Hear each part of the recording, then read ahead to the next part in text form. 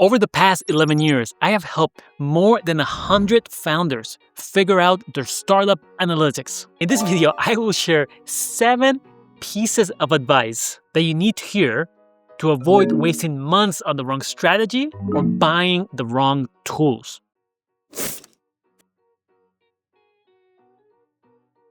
Of all the things I've heard over 11 years, it's typically tool related. What about this tool? What about that tool? Is this the best tool? But we want to make sure that our data is not locked in. And to do that, we can think a little bit about the structure of our architecture. Even at this early stages, we can get a sense of where we might be in 6 or 12 months. This is a tool-centric approach to data. You're going to have data coming in from different sources. For example, here's your website.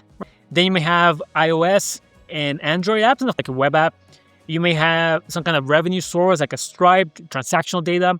You may have a CRM. You may have backend data. You may have a bunch of other sources that are not even listed here. And then typically, when you first start, you then find a tool that receives that specific data. So for web analytics here, you may have something like GA4, Google Analytics 4. For product analytics, you may end up with a Mixpanel or Amplitude or Posthog or Heap. For transactional data, let's say you're SaaS, maybe you end up with something like ChartMogul, which helps you understand your SaaS data. If you are thinking ahead a little bit, you're then going to do your best to get it into a data warehouse. This can be BigQuery, it could be Snowflake, and then we have BI tools, business intelligence tools. These are basically dashboards.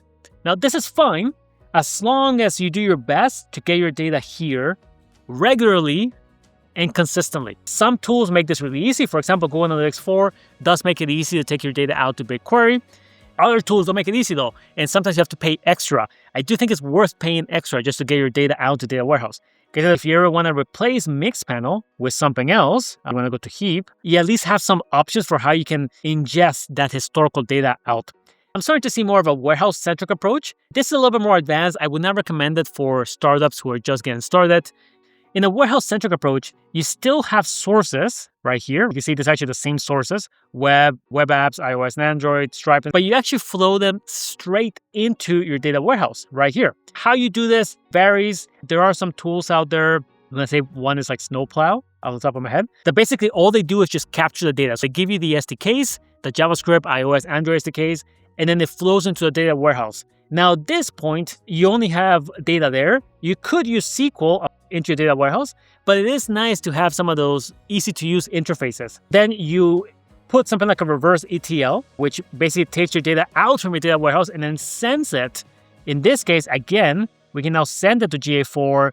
We can send it to, we said Mixpanel, but it could be Amplitude, it could be Heap. We might have a dashboard here solution that we may want to use. And so reverse ETL is simply just taking the data from the data warehouse and then sending it out. And these are things like High Touch, or I think Census will be here technically, and a bunch of other tools do reverse ETL as well. The point is, make as much effort as possible to take your data out in data warehouse, centralize it, do it consistently, and one day when you're ready to use it, it will be there.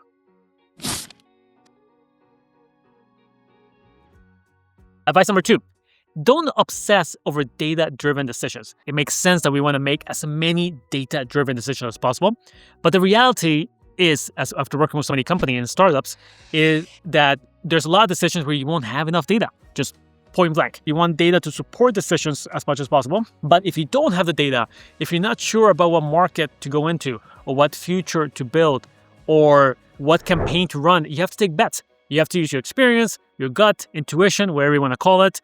I've been with so many founders that they are sort of just frozen because of a lack of data. And I do think an over-reliance on numbers can eventually hinder your ability to listen to your intuition and understand what's going on.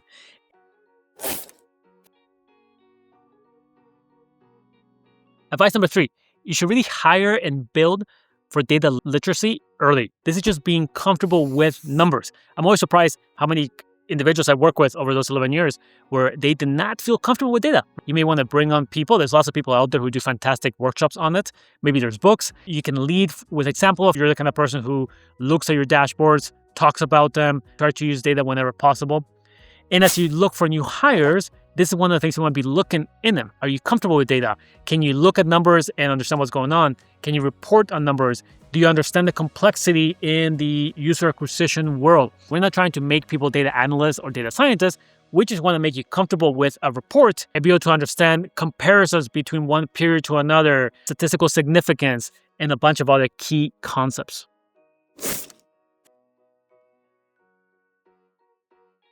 Number 4, understand data roles clearly.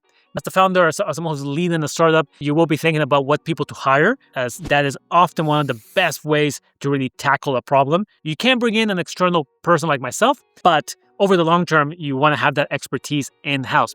So I want to give you a quick breakdown of what data roles could look like and when you might start to consider to hire a specific data person. Let's actually work backwards from this. Now, there are lots of data roles out there, but I want to talk about the 3 primary roles that you tend to see. We have data analysts, we have data scientists, and we have data engineers. Data analysts are typically for reports. They are building reports, they're building dashboards. Someone who's coming in, analyzing data, making sense of it, and then presenting it back to the leadership of your startup. Then we have data scientists. In the best case scenario, these people are building models. They are taking all your data and trying to come up with innovative ways of using your data for machine learning and AI. Please, if you take anything from this section, do not hire a data scientist and force them to build reports. That is a waste of time for everybody. Then we have data engineers, and data engineers are typically all about integrations. They kind of flow in data from one place to another. Here's the triggers I have seen that then lead companies to hire either of these roles. For a data analyst, your requirements for reporting becomes very complex, or you have very short timelines. You're now running ads across 10 different ad platforms, and you want to see reports every 2 weeks. Or perhaps there's so much data now that you want a deeper analysis of retention. For a data scientist, typically the trigger is to actually have enough data. You can only do data science if you have at least millions of data points on the specific conversions that you care about. Yes, it is possible to do it with less, maybe 100,000, maybe in the thousands. But honestly, when it comes to data science, the more data you have, assuming it is clean, the more accurate the models will be. If you're going to build models of some kind, there needs to be a way to use those models and deploy them. For example, you may start to predict when users are going to churn from their membership.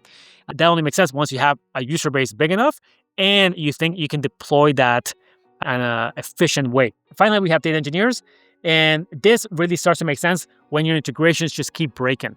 As a starting point, you may have self-service reports. So these are the tools like Mixpanel and Amplitude and so forth, Google Analytics 4. You build your own reports. They are not going to be as detailed or as powerful as what a full-time data analyst would do, but they will be good enough. For data science, you now actually have a lot of off-the-shelf machine learning models. I was just using one a few weeks ago with Segment.com. They're a customer data platform. And you set up a few things in the interface, and then it gives you this machine learning model that predicts when users will churn. And then finally, for breaking integrations, your first step is some kind of click and drag interface. This may be something like Zapier. There's ETL tools like Fivetran or Airbyte and a bunch of other places that allow you to build integrations. Many tools have out-of-the-box integrations. Don't hire someone too early and don't hire the wrong person.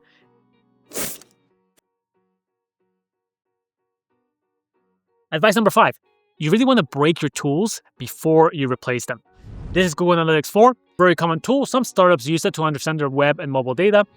Maybe you're thinking, we have Google Analytics 4, but we really want to upgrade to Mixpanel or Amplitude. I really think that as much as possible, you want to look at whatever tool you have and simply try and break it. We want to do this report, but to do it, we have to hack it and send data in this weird way, and we have to use these weird properties and this weird filter. But if we do that, it kind of works. You've also discovered that you can do way more than you imagine without the need to upgrade. And what I want you to avoid here as much as possible is buying tools that no one uses. A lot of tools can send data to a data warehouse. And remember, advice number 1, we want as much as possible in the data warehouse. Then the data warehouse can also become another way to build reports. Now with LLMs, you can use it to build the SQL queries that you might need. And that may give you even more flexibility before you even upgrade for something else.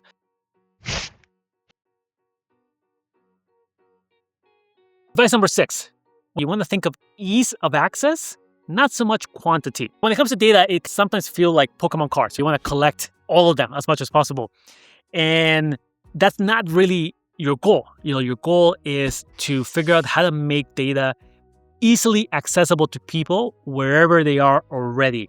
This might look like an email digest that goes out every day with your key KPIs and the changes from this week to last week or this month to last month. Many tools do integrations with Slack where it can send notifications when things change. Maybe you have like a spike in sales or a drop in sales. If you happen to have an office where people come in, you can put in TVs and then put dashboards that appear on those TVs. I think this ease of access is sometimes underrated because you can have this amazing data. But ease of access can really make up for sophistication or even quantity of data just by making people aware of the data.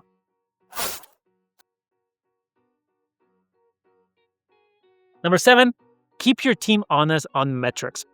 Metrics has been talked about to death, whether they're the right metrics, how you focus on them. I won't go too much into that, but you really want to find a way to stay focused on your metrics. There's lots of frameworks out there that can help you here. We have the pyrometrics, the acquisition, activation, retention, revenue, referral. We have the North Star metric, which is really popular these days, where it can show you your metric and the different sub-metrics that then play a role into that single metric. And this goes back actually to the ease of access. Whenever dashboards are being sent by email, or on the TVs or on Slack, those should really reflect your current focus for your company. Analytics can help you build your startup much faster than without it. It can help you find your biggest roadblock and then give you all kinds of ways to solve it. But you have to find the right tools. You have to ensure that your data is stored in the proper format over the long term, aka a data warehouse, and a bunch of other things that we cover in this video.